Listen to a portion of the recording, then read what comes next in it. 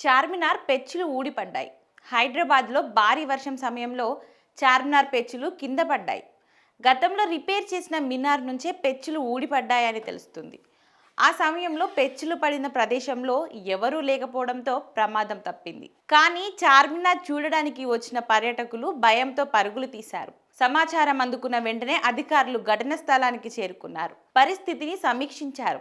GHMC సిబ్బంది ఊడిపోయిన పెచ్చులను శుభ్రం చేశారు.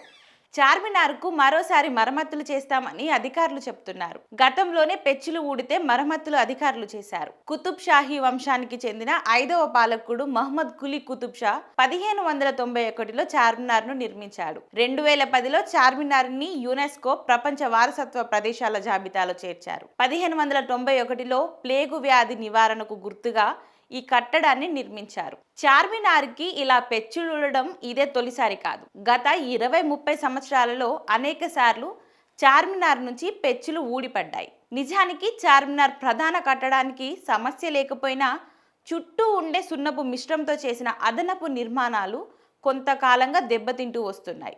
భారత పునరావాస్తు శాఖ దీనికి మరమ్మతులు చేపడుతూనే ఉంది. అయితే తాజాగా కురిసిన భారీ వర్షానికి పెచ్చులు ఊడిపడడం మరింత ఆందోళన రేకెత్తిస్తుంది. చార్మినార్ కేవలం చారిత్రక ప్రాధాన్యం ఉన్న నిర్మాణమే కాదు, హైదరాబాదుకు ఒక చిహ్నం. చార్మినార్ దేశంలోనే అత్యంత ప్రసిద్ధమైన నిర్మాణాలలో ఒకటి. చరిత్ర, కళ, సంస్కృతిల కలయిక ఈ కట్టడం. దీన్ని ఇండో ఇస్లామిక్ శైలిలో నిర్మించారు. 4 మినార్లు, అందమైన కమాన్లతో నిర్మించిన అంతస్తులు దీనికి ప్రత్యేక ఆకర్షణ. ప్రతి మినార్ పై ఒక చిన్న మసీదు ఉంటుంది. చార్మినార్ చుట్టూ ఉన్న బజార్లు, మసీదులు, ఇతర చారిత్రక నిర్మాణాలు ఈ ప్రాంతాన్ని ఒక సాంస్కృతిక కేంద్రంగా మార్చాయి. దీన్ని కాపాడాల్సిన బాధ్యత అధికారులపై ఉంది.